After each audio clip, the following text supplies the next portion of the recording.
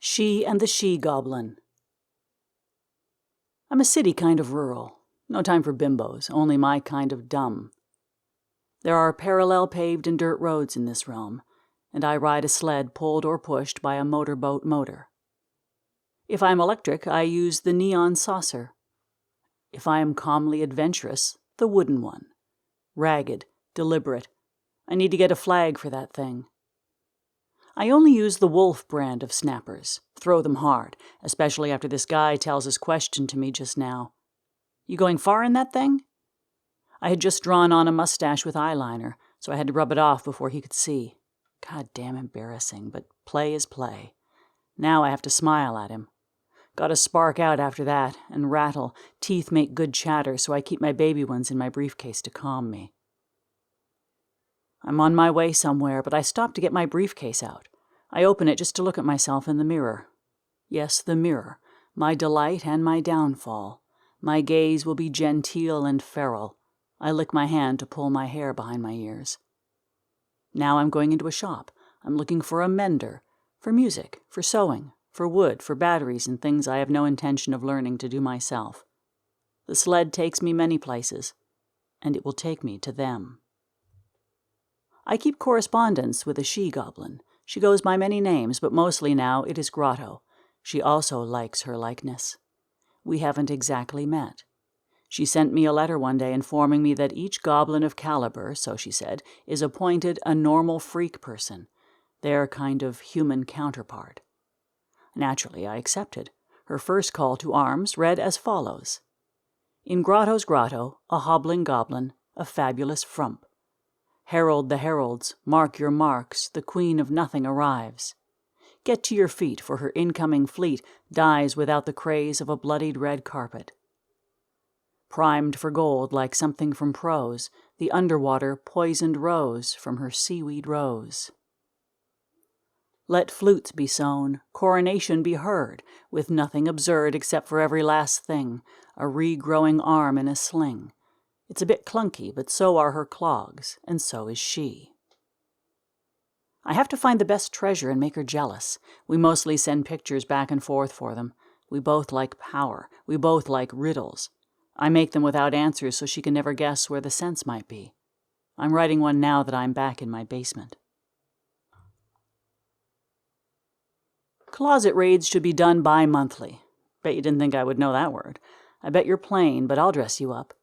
Dressing other people is a screeking delight. I love a doll. Speaking of, meet my doll, Marge. She needs things from menders, too. I'm creating in my mind baritone voices with tenor hues that tipsy their way into giving me widened and zoomed-in smiles. I'm on the hunt for a handsome man of sorts. They don't seem to like me. I can't tell if I'm too wild or too prudish for them because I'm not catching any eyes. I pretended to be into gaming so maybe I could find someone on nerd speed.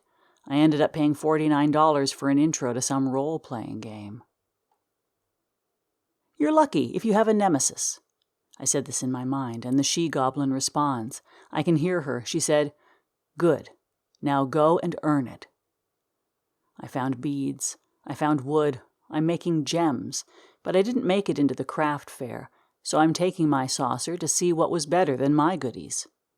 I see her, and I know. Her booth was perfect and cute. She gets away with nearly fair prices, and she's got a boyfriend or someone. Oh, she's married? Even better. How do people dress so well? I thought what I was wearing had something going for it, but I'm seeing eyes. Those kinds of eyes you know aren't complimenting you. Never mind, because I see another her, and she's got spunk and maybe even goddamned humility, so I can't even blame her for being boring. Maybe she is better. Fine. Time for therapy. If only I could see those notes. Professionalism can be so provoking. I'm mad today, but I'm new to anger expression, so I won't say anything. Be with people, he says. He's clocking my inability to engage and connect. Fall is the most dangerous month. The sled is broken, and walking is so boring. I guess it's a day to crunch leaves and smell them up.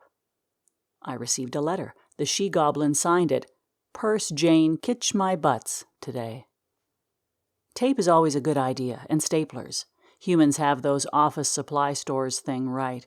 Can't help getting high in there.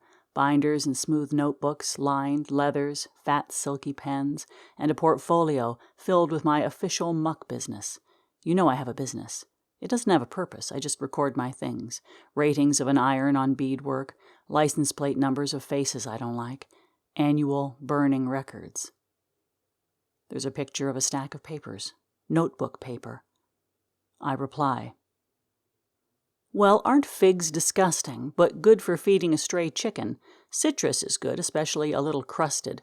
People who do pottery are losers. Hobby shit men. But I love a hobby.